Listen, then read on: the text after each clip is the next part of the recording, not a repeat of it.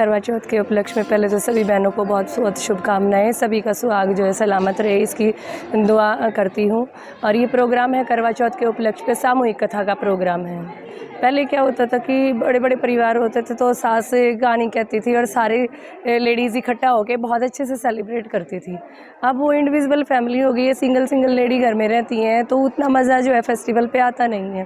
तो इसीलिए हमने जो है सामूहिक कथा का प्रोग्राम रखा है भारत विकास परिषद की तरफ से। उसके साथ साथ हमने फैंसी ड्रेस कंपटीशन का भी रखा है। लेडीज़ का उत्साह बढ़ता है, नई नई ड्रेसेस पहनती हैं आज के दिन, तो दिखाने का एक अच्छा प्लेटफॉर्म होता है और सभी अच्छे से तैयार होकर आई हैं। दूसरा है कि सामूहिक एक नृत्य प्रोग्राम के साथ साथ जो है थाली कंपटीशन, बहुत अच्छे से थाली डेकोरेट करती हैं और शाम को जो है छलनी में चांद के साथ साथ अपने सुहाग का भी जो है चेहरा देखती हैं, तो दिन में उसकी बहुत अच्छे से प्रिपरेशन करती हैं, तो उसका एक कंपटीशन हमने रखा है।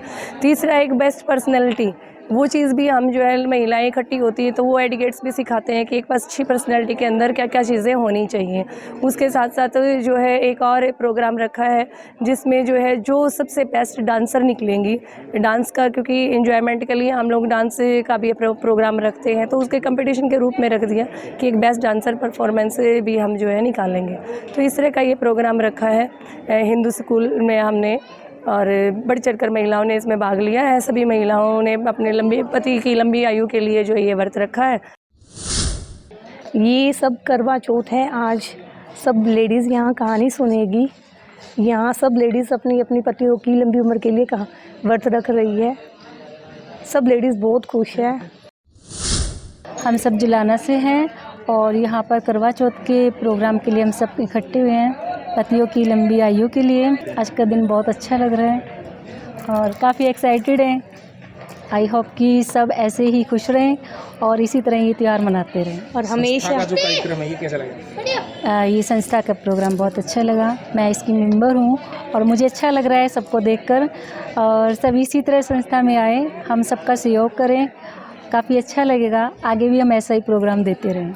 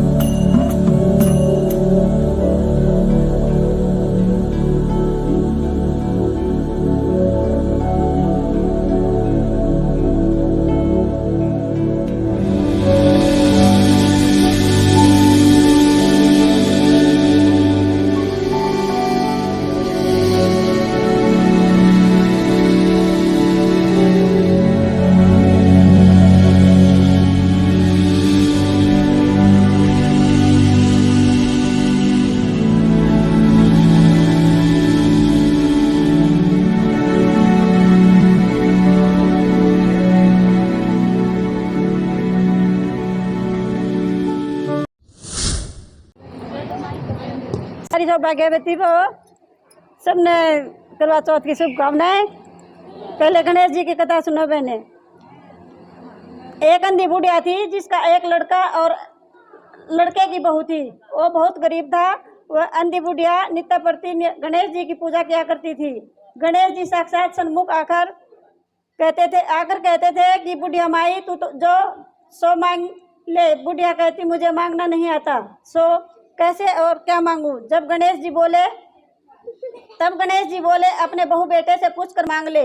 तब बुढ़िया ने अपने पुत्र और वधू से पूछा तो बेटा बोला कि माँ धन मांग ले, और बहू ने कहा पोता मांग ले। तब बुढ़िया ने सोचा कि बेटा बहू तो अपने मतलब की बातें कर रहे हैं।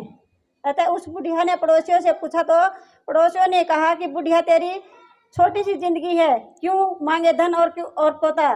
तू तो केवल अपने नेत्र मांग ले, जिससे तेरी शेष जिंदगी सुख से व्यतीत हो जाए। उस बुढ़िया ने बेटे और बहू और पड़ोसियों की बात सुनकर घर में जाकर सोचा जिससे बेटा बहू और मेरा सबका ही भला हो, वह भी मांग लूँ और अपने मतलब की चीज़ भी मांग लूँ।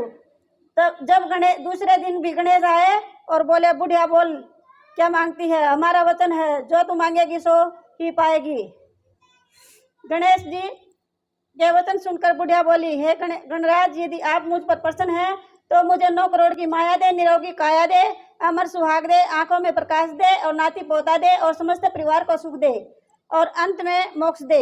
बुढ़िया की बात सुनकर गणेश जी बोले बुढ़िया माँ तूने तो मुझे ठग लिया है, खैर जो कुछ तूने मांग लिया वैसे भी तुझे मिलेगा। यूं कहकर गणेश जी अंतर्ध्यान हो गए। हे गणेश जी, जैसा बुढ़िया माँ को मांगे अनुसार आपने सब कुछ दिया है वैसे ही सबको देना और हमको भी देने की कृपा करना। हे गणेश महाराज डाल तेरा भी तो व्रत होगा। कार्तिक कृष्ण पक्ष की चतुर्थी को करवा चौथ कहते हैं। इसमें गणेश जी का पूजन करके उन्हें पूजन दान से प्रसन्न किया जाता है। इसका विधान चैत्र की चतुर्थी में लिख दिया है, परंतु विशेषता यह है कि इसमें गेहूं का करवा भर के पूजन किया जाता है और विवाहित लड़कियों के यहाँ चीनी के करवे भर पियर से भेजे जाते हैं तथा इसमें निम्नलिखित कहानी सुनकर चंद्रोदय में अर्घ्य देकर व्रत खोला जाता है। कथा। एक साहूकार के 7 लड़के और एक लड़की थी। सेठानी के सहित उसकी बहुओं और बेटी ने करवा चौथ का व्रत रखा। रात्रि को साहूकार के लड़के भोजन करने लगे तो उन्होंने अपनी बहन से भोजन के लिए कहा, पर इस पर बहन ने उत्तर दिया भाई अभी चांद नहीं निकला, उसके निकलने पर अर्घ्य देकर भोजन करूंगी। बहन की बात सुनकर भाइयों ने क्या काम किया कि नगर से बाहर जाकर अग्नि जला दी और छलनी से जाकर उसमें प्रकाश दिखाते हुए उन्होंने बहन से कहा बहन चांद निकल आया, अर्घ्य देकर भोजन जिम लो। यह सुन उसने अपनी भाभियों से कहा कि आओ तुम भी चंद्रमा को अर्घ्य दे दो, परंतु वे इस कांड को जानती थी। उन्होंने कहा भाई जी अभी चांद नहीं निकला, तेरे भाई तेरे से धोखा करते हुए अग्नि का प्रकाश छलनी से दिखा रहे हैं। भाभियों की बात सुनकर भी उसने कुछ ध्यान नहीं दिया। वह भाइयों द्वारा दिखाए प्रकाश को वही अर्घ्य देकर भोजन कर लिया। इस प्रकार व्रत भंग करने से गणेश जी उस पर अप्रसन्न हो गए। इसके बाद उसका पति सख्त बीमार हो गया और जो कुछ इस घर में था उसकी बीमारी में लग गया।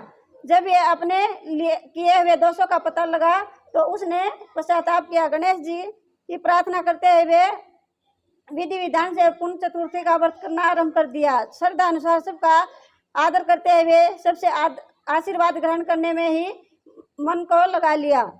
इस प्रकार उसके श्रद्धा भक्ति सहित कर्म को देखकर भगवान गणेश उस पर प्रसन्न हो गए और उसके प्रति जो पति को जीवन दान देकर उसे आरोग्य करने के पश्चात धन संपत्ति से युक्त कर दिया। इस प्रकार जो कोई छल कपट को त्याग कर श्रद्धा भक्ति से चतुर्थी का व्रत करेंगे वे सब प्रकार से सुखी होते हुए क्लेशों से मुक्त हो जाएंगे। जय हो। बस इतनी है कथा।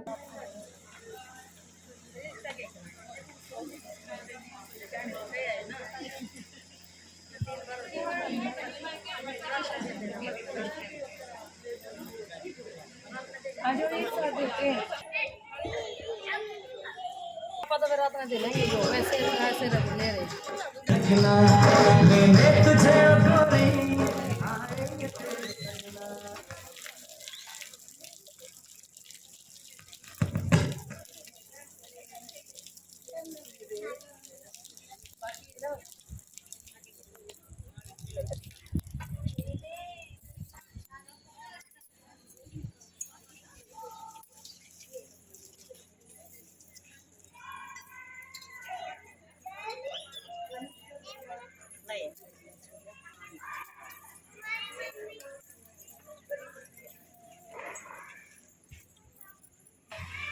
के लिए हम भी अभी लाइक करो, शेयर करो, सब्सक्राइब करो। हाँ, और वो भी कर दियो कि अरे वो एक कमेंट।